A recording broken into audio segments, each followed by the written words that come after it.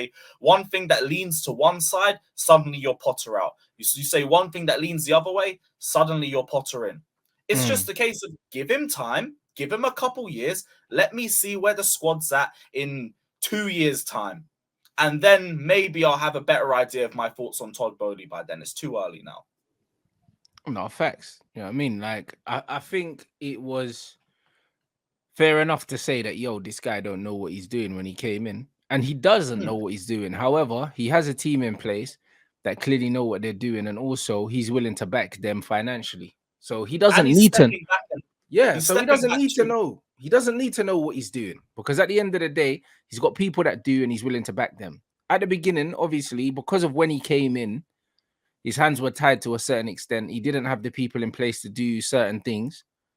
So he was a bit more proactive and it looked like he was a madman at the time. But fuck, you know, boy. Do you know what I'm saying? Like, it's not looking too shabby now. Do you know what I'm saying? This is the thing, because like, I'll be fine with all those criticisms, but now, like you've said, as soon as he's built this infrastructure, which if you really want to use context, the guy came in like this time last year, June, July, in the middle of a transfer window with basically no infrastructure. Everyone had left by that point or were going to leave. He's had a season where you've had to manage the team on the pitch. Also, you've sacked the manager because of off-the-field issues too. And then you have to build your infrastructure as well. It's going to be a failure. Part of it is because of his like naivety and everything. Tuchel should have gone before the season started or by the end of the season, not in September after you've had an entire window building for him. But that's going to come. With the fact that now he's stepping back and we actually have footballing heads in charge, again, now is when you judge. Before, way too early, but I understand the narrative. Rival fans will take the piss as much as they want. It's just Chelsea fans I was disappointed in. You lot are just crying over Roman too much. And I understand we're never going to find an owner better than Roman. It is what it is. You can either cry about it and mourn, or you can move on and try and get things working. One thing's going to work, one thing isn't. Crying about Roman ain't going to bring him back. But you can try and build the club into the best image that you would have wanted it to be left in. And that's what should matter more. Yeah, of course. But that's what happened when you first sacked Lampard as well. Everyone was just mourning the sacking of Lampard the first time round. Do you know what I'm saying? And they didn't want to give the next manager a chance, bro. And this is just calling him Tottenham Tommy.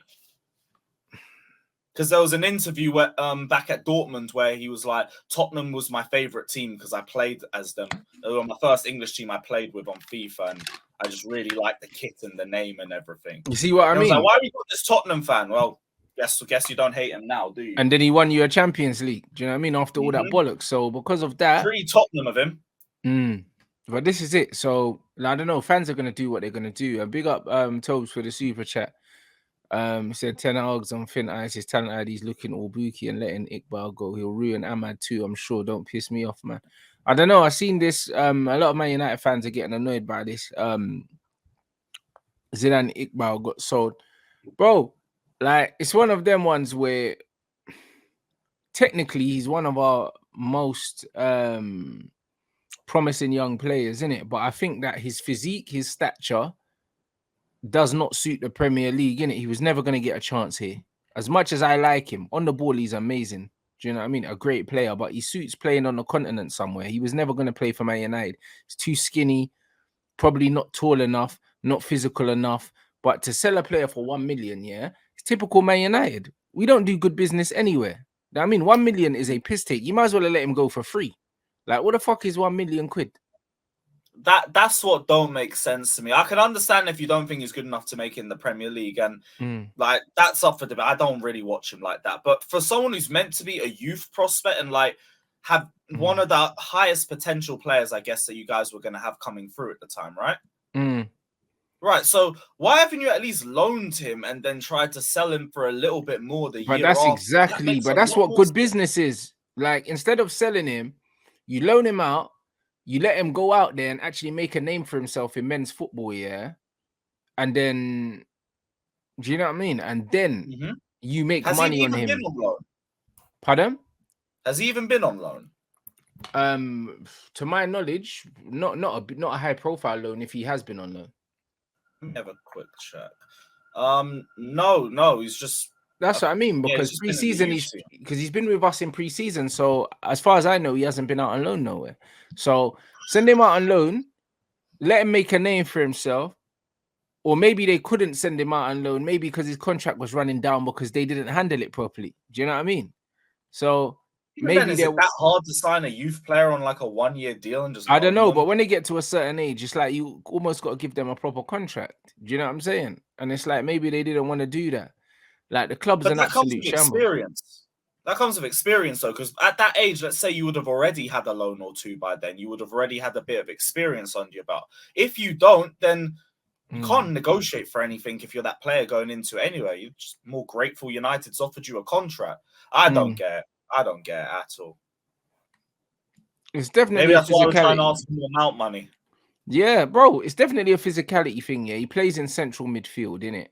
It's one of them ones where he's not really mad explosive. He's not really athletic, but he's very technical, innit? Like he doesn't suit Manchester United anyway, the way that we play and the way that the manager wants to play. And I understand why he's not keeping him, even though he's one of our most talented players.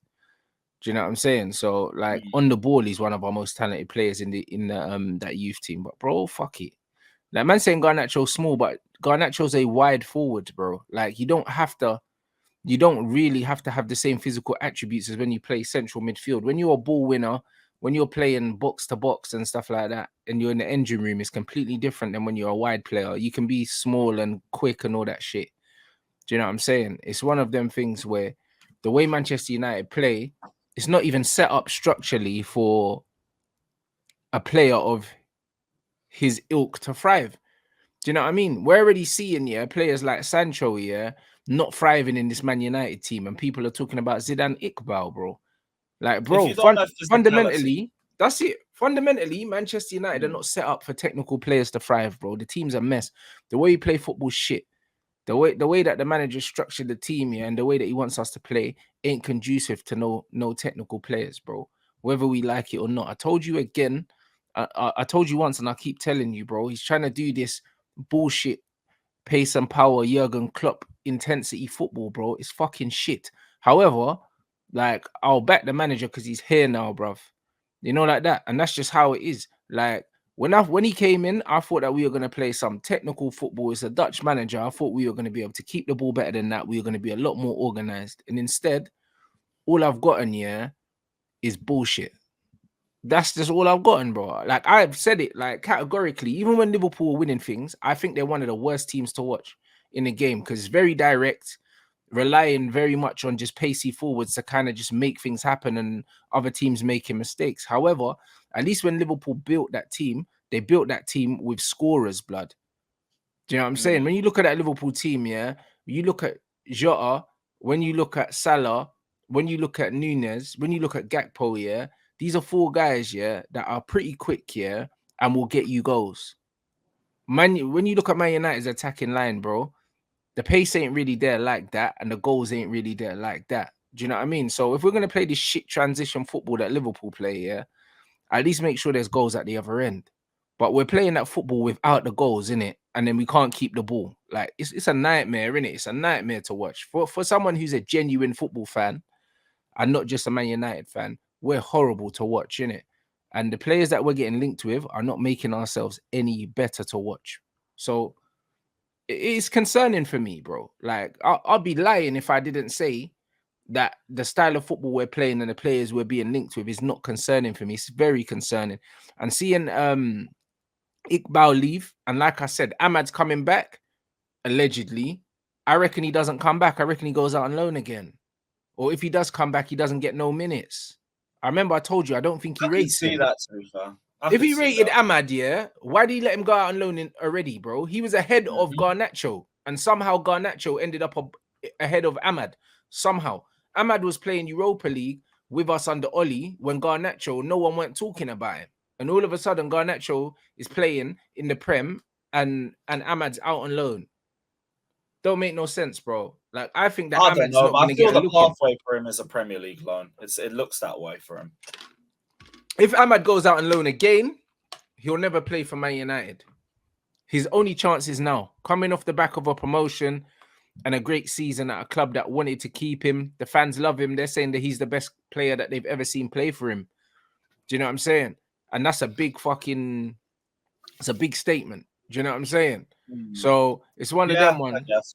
Even for Sunderland, yeah. Yeah, exactly. So, and he's a kid as well. So if they're saying he's the best player that they've ever had, and we don't give him a chance, at least as a squad player this season, he'll never get a chance in this team, because this team is not good enough to turn their nose up at a player that was doing what he was doing last season. Doesn't matter where it was.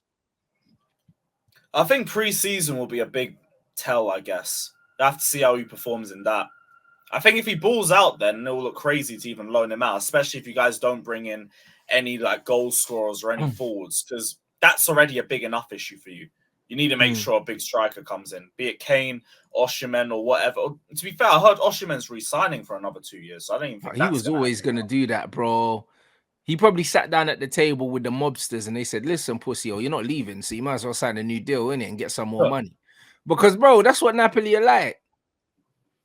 Yeah, you know what I mean? Yeah. And to be honest, he's an icon there as well. There's no real reason for you to leave, especially not now. You could do more with Napoli. You could win a couple more Serie A's, maybe even push further in the Champions League, because everyone was expecting them to make the final last season. Yeah, you might as well. I thought like it would be easy for him to just move on to the Premier League and everything, like most players do. But when you deep it, couldn't be more settled than he is right now. In terms of the way the fans view him, in terms of place where he's in, like Italy would probably be an amazing place to settle down in, especially as a football player. I don't blame him. Just enjoy your time there.